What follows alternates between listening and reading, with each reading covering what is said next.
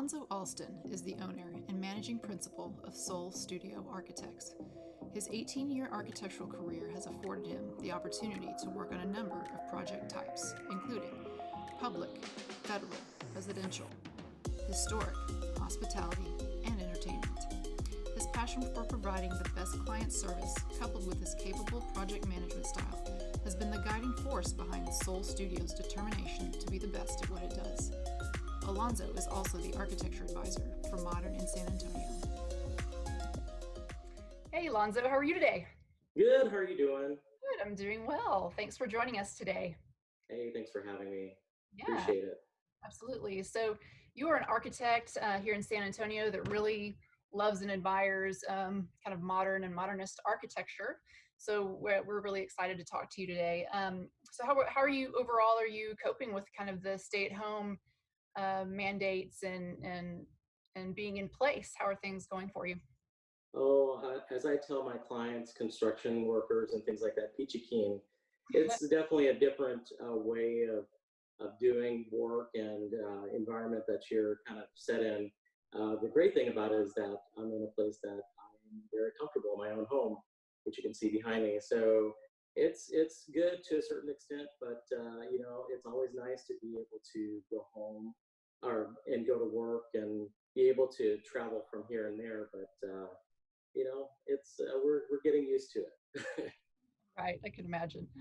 Yeah. So, how are your teams kind of, you know, coping and being from home? Your team, are you using any sort of changing any technologies? Are you chatting a lot? I know we're on Zoom right now, but any sort Yes. of other, sort of cloud technologies maybe that you're utilizing that maybe you did already, but what do you think? Sure, sure. So we actually, ahead of time, before all this happened, our server is cloud-based. So we're able to collaborate using our in-office cloud service to be able to share files and so forth. But what's essential in our business is verbal and written communication amongst each other. And so what's been challenging in this whole environment that we're in right now is being able to collaborate in the same effective way that we were in the past. So what we've been doing is a lot of phone calls, a lot of FaceTimes, a lot of Zoom meetings like this one, and just being able to check in from periodically because what we end up having to do is make sure that everybody's on the same page, making sure everybody is in line. You may or may not have noticed on our Instagram page, one method that we use to communicate is through red lines. And so a lot of people that are not familiar with architectural world is one of the written communication methods that we do is we take a sheet of paper that already has some kind of documentation on it, and what we use is a red pen to distinguish the black paperwork versus the red line of the pen. And what we do is we transcribe all the information that we need to convey information to whoever is going to be receiving that. And so what I've done is I have a scanner at home, scan that puppy, and then go ahead and send it off to whoever might be needing it, whether it's people that are in office, clients, contractors, or so forth. So we try to use as many methods as possible, just because it's a little bit difficult to communicate not face to face. Yeah, I can imagine. Yeah, that's a very kind of live interaction that you're used to there. Yes. Are clients mostly doing video chats, or are they just satisfied with talking over the phone as traditionally the telephone?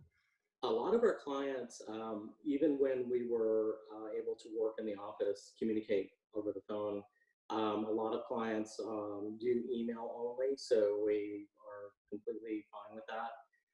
But for the instances in which the client needs to see a drawing or see something like that, we always email them and say, here's what your current design is, and we just walk them through it from step by step. And what we start with is a point of reference and then go from there. But that part has been pretty seamless so far, just because it's a typical way of communicating with our clients. That's great. That's great. So, Yeah. how are you seeing kind of the kind of the architecture, engineering, construction industries as a whole, like especially with the kind of construction aspect, or is construction kind of just business as usual, or have you seen any Mhm. fluctuations in timing, that sort of thing? Well, because of the quarantine, some of our projects are actually on hold, including construction projects. So some of the corporations that we deal with, they ended up stopping work. So those projects are completely on hold. But we have a few projects that are either interior or they're independently funded and things like that. So it's kind of somewhat business as usual. As you may know, some of the city offices, they kind of slowed down, but the development services here in San Antonio, they are still doing inspections, they're still doing plan reviews, things like that. It's just that it's a little bit slower because they are limiting their resources so that they can comply with, distancing and so forth. So it's still happening, but a little bit slower than what we like. Yeah, that makes sense. The goal is, I guess, for a lot of people is just to adapt, and Mhm. that's what a lot of our contractors are doing. They're adapting for these situations, and we in our office are adapting to adjust to, and that's kind of the name of the game at this point. Right, that makes sense. Yeah. That's good.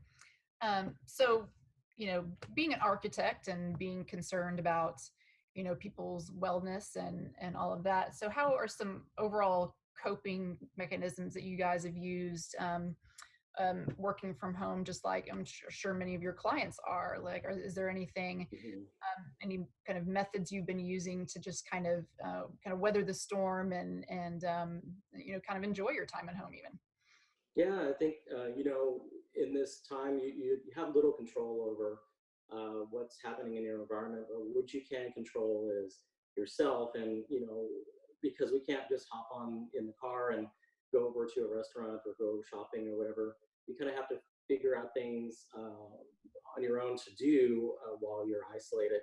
And one of the things I decided to do is just hop over to Home Depot and get a can of paint, and the wall behind me that's kind of a dark color, and ended up going to go paint it. And it's simple. It's a can of paint, 25 bucks, and a brush, and have a day, have at it. One of the other things that I have been working on is, if you don't mind, I can switch the camera really quick. Absolutely. I've been working on a painting that I've been working on for at least 3 years now. So I've been working on that. Cool. It's one of those kind of things where um, you have to use any kind of therapy that you can in order to cope. And one of those outlets for me is painting, but other people might be cooking, things like that, or just playing with their kids or whatever it might be. So just have Right. that. That's great. That's great advice. I think kind of keeping beauty in your surroundings and trying, maybe new creative endeavors is really kind of now's the time to do it, right? So excellent. So are there any Yes. along those lines? Are there any kind of architecture or any other books that you're reading right now that you would recommend to people? Oh, I'm glad you brought that up. So, a couple of months ago, before the quarantine happened, we actually did a little seminar on a book called "Steal Like an Artist," Cool. and it's written by Austin Kleon, who actually lives in Austin. And this one, it's about basically giving creatives the platform to be able to create something original, but by referencing other points of interest or points of inspiration. And so it's a really awesome book. Same author also wrote "Show Your Work," Hmm. and so we really enjoyed reading that. We're currently reading this one, "Keep Going." Um, all these are really quick reads. It's a lot of fun and Mhm. insightfulness. The great thing about it, and I'll kind of show you, is that they're very graphic. Oh Like yeah. there's a lot of bold pictures and big phrases on the inside. So it's really fun reading. It's not too dense. So it's a lot of fun. And then gotta have the Vogue. So we decided to subscribe to Vogue. Even though we're an architect, we draw inspiration from a lot of different places. So yeah, just a lot of different options out there. One of the other things that we looked into is also the audiobook for the Steve Jobs autobiography, or biography rather, and that was excellent. I probably will re-listen to it again, just because, not because of the person, but because of the story of how a person becomes a CEO of a multi-billion-dollar company. It's just inspirational. Yeah. Right. I think his story is so inspiring, and kind of just showing how he started off in the garage and, you know, built it into this amazing corporation. And that, on top of that, just his graduation address that he did. I can't remember the name of that university, but everybody raves about that. So I'll have to find the link and post it below. It was so very, I could watch that over and over again. Oh, absolutely. Well, good. And any other things, like, are you watching anything on Netflix that would be interesting? Yes. So there's a semi-science fiction show on Amazon called Tales from the Loop, and I ended up binging it. It's about 8 episodes. It's actually pretty interesting, about a orb that's at the bottom of a town that a group decides to do laboratory testing on, and that orb creates different things that happens kind of supernatural in the town. Totally light, totally interesting, but very, very good show. And then one of my always go-tos is Paris is Burning. I don't know what platform that's on, but it's a great documentary about the 1980s ball scene.